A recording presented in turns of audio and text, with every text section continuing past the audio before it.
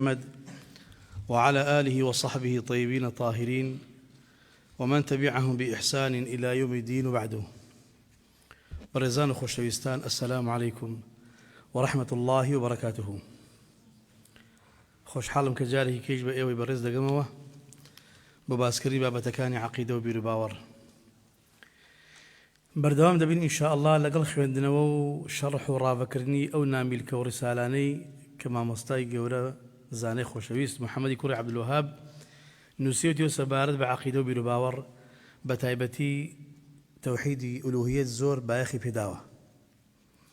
نتيجة خزبت ناميل كيك بنام نشاني القواعد الأربع. القواعد الأربع شوار قاعدة شوار بنما دزانن بنما وقاعدة أوي كوالا السريوة بنا دروس دكريت بابتي علمي تلا سريدا أندريت كتو قاعدة كان الزاني بنما كانت الزاني دزاين لو قاعدة نو انطلاق بكيد ليو درشيت بابتا كان يدرس جواني بجواني لحالي بيت أم شوار قاعدة هناوا بوناسيني توحيد وبناسين دور بري خوت كبزاني خلق شو المعاملة دكا أو شو الأساس وقاعدة شيء كتو شهر زي بالدين خوي جورا. دفرمي بسم الله الرحمن الرحيم. أسأل الله الكريم رب العرش العظيم أن يتولاك في الدنيا والآخرة. دعوة كوا بسم الله الرحمن الرحيم يود. فرمي دعوة قبل الله كريم بخشنده پروردگاری او عرش گەورەی کە هەیەی پشتیوانی تۆ بێ لە دنیا و لە ئاخرەت وأن يجعلك مباركا أينما كنت بدکا بە کەسێکی مبارك کەسێکی سوودبەخش لە هەر جێگەی بیت وأن يجعلك ممن إذا أعطي شكر وإذا ابتلي صبر وإذا أذنب استغفر يعني استغفر فإن هؤلاء الثلاث عنوان السعادة. داودك بلا الله جل جلاله بدك لك لو كساني بدجرت لك لو كساني كوا كاتي بي دبخشريت سباسي خوابكات الله بدك هذا عبدي لو عبداني كاتي بي دبخشندريت لنعمتك اني خوا سباسي خدادكات الله بدك هذا بندي لو بنداني كاتي شتوشي ابتلاء ونارحتي دبيت آرام دقريت الله جل جلاله بدك عبدي لو عبداني كاتي قلناه تاواني اللي دوشيتوا استغفار ده كانوا داولي يبردون اللي يخشبون كان لسري بردوامنا بن أمسي بابتا عنواننا نشاني خوش بختي بكامراني عبده كاتيك الله بي بخشي سباسي بكات بالإخوان متفاضلين للسلم إخوان بي بخشيهم كاتي توشي ابتلاءنا راح بي صابر بي شكوانك ولا يكس ناس شكر نبي بقضاء وقدر إخوان وكاتي جناه دكي لسري برداوم نبي زو استغفار بك بلا خوي جوري بهبان بقريتوا أجر أو هبوي توكسكي باشي الحمد لله. أما بيشكي قصدك هذا فرمي اعلم أرشدك الله لطاعته أي قتابي زانس أي في خوازي زانس بزانا الله جل جلاله رينو ما يتوبك بطاعتي خوي. أما دعاء بدك أن الحنيفية ملة إبراهيم أو باكيتيا أو توحيديك الذين إبراهيم هبو كم توحيد بو توحيد ألوهية إخلاص بخوا أن تعبد الله مخلصا له الدين الله ببرستي بتنهاي خالصا كذا كان بخوا يقلاب كيتوا عبادة كانت بخوا بي طاعتي تواود بخوا بي ببي نقصاني ببي شركو ببي رياي وقد فرمي وما خلقت الجن والإنس إلا ليعبدون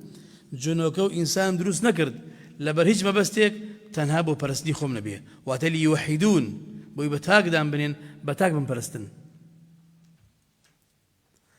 فإذا عرفت أن الله خلقك لعبادته كاتي الزانيد علم دبوبة ويك أخواي قولوا مهربان توي خلق كردو بو عبادتي خوي بو برستشي خوي فاعلم أن العبادة لا تسمى عبادة إلا مع التوحيد. عبادتي اشتواونية هر چند پرستن بخوا بکەیت ئەگەر بەتەنها بۆ الله نەبی پێی نەگوتێ پەرستن لێ دووەرە ناگیرێت. أن العبادة لا تسمى عبادة عبادة كردن پێی ناگوترێ عبادة تەواو نییە وەرناگیرێ و قبوڵ نییە ئەگەر لەگەڵ تەوحید نەبێ واتە ئەگەر تۆ عیبادەتەکانت تەنها بۆ الله نەبێ خالصا بۆ ئەو نەبێ هەر هەمووی بۆ خودا نەبێ جل جلاله لێ دووەر ناگیرێت. بيش ناقود العبادات تو عبدك حنيف نيت موحد نيت. كما أن الصلاة لا تسمى صلاة إلا مع الطهارة. شون بنيوج كردن نالي نيوجي ورجلاو نيوجي قبول بون أقر دزنيوجي لقلنا بيت چند نيوج بكي ببي دزنيوج ورنا جريد چند عبادة بخوا بكي جل جلاله ببي توحيد ورنا جريد. فإذا دخل الشرك في العبادة فسدت كالحدث إذا دخل في الطهارة. هركاتيك هاو باش برياردانو هاولدانان هات نوع عبادة كانت لعبادة كانت شريكة بخوا برياردا عبادة بو خيري خواهي قولوا مهرمان كرد فسدت هم بطالة بيتوا هم بوتش بيتوا. كالحدث إذا دخل في الطهارة وكو بيدزنوجيك بيتنا دزنوجكت هر كات دزنوجي باكو بخد بقري بيدزنوجي روتيت كرد أو دزنوجي دوري نامينت هيج رولا شينية چند نوجي بيبقى قبولنية چونكي بطالبو چند إخوة برستيش بي أقر هاول بخوا بربدي عبادة كانت ريش ورنا جريت لا يحبطن عملك بطالة بيتوشة كانت چونكي شركي تيكوت. أما أساسيكو مقدمين كيبو باسكر إن جاك قصر بودكات ده فرم ما مصطان. فإذا عرفت أن الشرك إذا خالط العبادة أفسدها وأحبط العمل وصار صاحبه من الخالدين في النار عرفت أن أهم ما عليك معرفة ذلك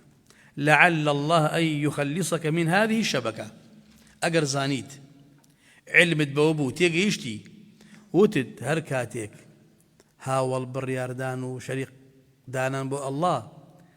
تيك العبادة كان بو بري العبادة كان بو خواكرد بشيتر بو غيري خواكرد هندي بو برد بو هندي بو الله بو هندي درتي كلت كرد هندي بو بلا أفسدها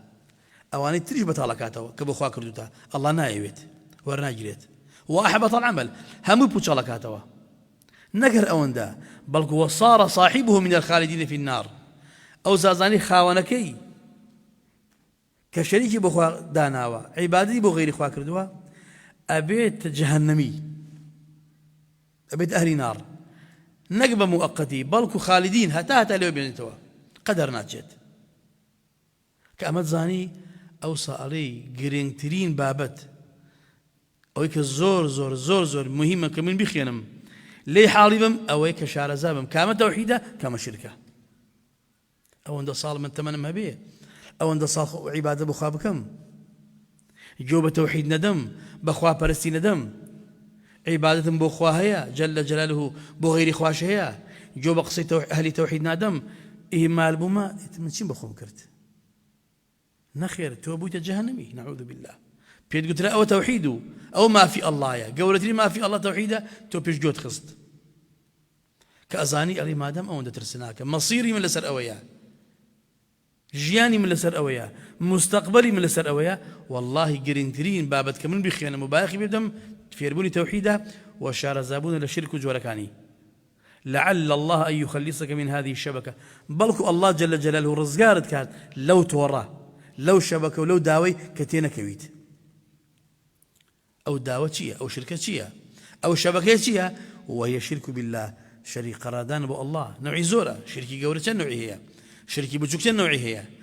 هندك شركة بالزبان دوتريد هندك كان بد الله هندك كان بكر دوكية بل هل النية يبي إنسان أقدر بالنية خوي باكاتوا خالص كابو الله الزبان خوي بارزي لقول شركي كذوكان خوي بارزي لعبادتي شركي باكو حنيف به موحدك مخلص به بو لو شبكة ولو ترزقاري به فأنا أقرب الله فرزقات فرميت إن الله لا يغفر أن يشرك به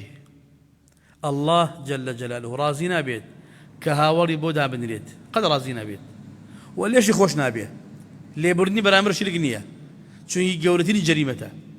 ويغفر ما دون ذلك لمن يشاء الآية جقل تاواني شرك أو تاواني ككفر كهاول بريادان همو تاوانا كاني ترتند قولبا لجر مشيئة الله جل جلاله بيوي ابتداء اللي تخش بيو عفود أكا يا بيوي دوي باك بونود للسلطان سزاكي ولا قريد درجي يا بهو شفاعتي كان خورز قارتكات همو بلستي خويتي لجر مشيئتي خويت بس تاوانا كانت شركتي نبي شركتي بو ميؤوس به. نعوذ بالله. دفرمي ما مصطفى شارزابوني توحيد وتيجيشن للشرك ككامي وريابين ووقت شارزادبين، وذلك بمعرفة 4 قواعد ذكرها الله تعالى في كتابه. بزانين وشارزابون لشوار بنما شوار قاعدة الله هر شوار إلا قرآنك باس كردو بمان بويلي حالبين. القاعدة الأولى بنما كم كلي حالبين لا قرآن ورجلاوة، أن تعلم أن الكفار الذين قاتلهم رسول الله صلى الله عليه وسلم يقرون بأن الله تعالى هو الخالق المدبر، وأن ذلك لم يدخلهم في الإسلام. بنما يكم أو يكتب زانيت شارزابت علم بوهبه أو بباورانو أو كافراني كرسول الله صلى الله عليه وسلم كشتاري كردن، غزاي كردن، جهادي كردن، همويان اعترافي عند كرد دان بودنا إقرار عند كرد يقول الله هر خوي خالقه دروسكارا هر خوي بري وبري دنياي وخاوني أم دنياي دي بابريوه باور بوش أبو بلام لقل أو باوريان بو نبو المسلمان بيشوي بيغمر جبي صلى الله عليه وسلم بولايان اعترافي عند كرد الله جل جلاله خالقه رازقه مدبره مالكه سيده ودنياه أوه من عندنا زاني كهاتيش رسول الله صلى الله عليه وسلم بوني قد إيش مسلمان الوكو يكوين بلكم فرمي برين لا إله إلا الله ناينقود أي محمد أولي ما زاني خوا خالق ورازقه شوك أي زاني معنى إله يعني شي بيانقود لا إله إلا الله ولا معبود بحق إلا الله برسلان يجي إلى الله أي تشيل لات بكين تشيل عزاب بكين تشيل منات بكين تشيل هبل بكين تشيل نائلة بكين أما أنا خمي خوي جورا مانن أوان ده يقول تشيل اللي بكين شو وازين بينين كشان صار إما قربانيان بود دينو أميد بان بيان هيو هوارن بود كينو ندريان بود كين شو وازين اللي بينين لبرقص محمد صلى الله عليه وسلم رسول الله صلى الله عليه وسلم يفرم يوم مسلمان شو كباور بنقول كخوا خالقه أما لا فطرة إنسان يا هر إنسان كخوا خلقي دكا ديت الدنيا وأظاني كخوا خوانيتي بدي هنرتي خالقتي أو ديجيني أو ديمريني وجاني بدا سوا أو هنزانيت بوين آزايل ودانية قوتكو آزايك لويه كو خوا الناسي ولا حقيقة بدنها ببرستيت أعمالي تو أميدي تو رجاي تو قصدي تو تنهبوا خواي بكوا الربا وربيتي بو ما مصاب قاعدة هنا أري اللي تيك نتشيت لجيجي لدفري دعوتك بانجوازك بتوحيد خلقانك لراس توبه بل توبو إما بكافر زاني بوخو اللي إما جاكيتوا إيواني إما شري خوا خالقه خوا رازقه خوا بديه نرو بري وبري دنياي أوني والين فرق ما نشيا برباه فرق إيما أويا إما لو متفقين بس بونا بيت مسلمان بودا بيت مسلمان أو خواي كدلي الله خالق مو رازق مو بديه نرمه توبة تاك ببرسته تنهارو بك أو تنها أميد بأوه بيه تنها هاور بوبكا أو بقوري خود بزانو بإلهي خود بزانو اعتراف إله كانت المكة تبران اللي بكا أو دلنا بابا شون شتوا هذا بيه أمان بياو قورانا شفاعتي مدستو وسيلي إيمنو جي أميد إيمن وازين بينين ألا بيه الصراع درست بيت شي شكل ويا بو الله خلطيد كسيد يودي كاكا من جزام خالق ورازقه مسلمان وقدوام شرط نيته تنها خوا برستي ما دام على خوا خالق ورازق وبديه هنا أو إيمانتها يا هرشي أكيد بك ناشتوانية الشيطان إبليس ده زاني خوا خالق ورازقه أبو جهل جيزاني فرعون يجي اعترافي وذكرت همو كفار تزانن أو لقل في تردايا آزايا كل ودايا كتويق لا أبي تو بخواي جورا مخلصي بتنها ببرستيد تنها بأو بالله خود بزانيت دليل ما هي لسنة قصيمة بريه الله ده فرميه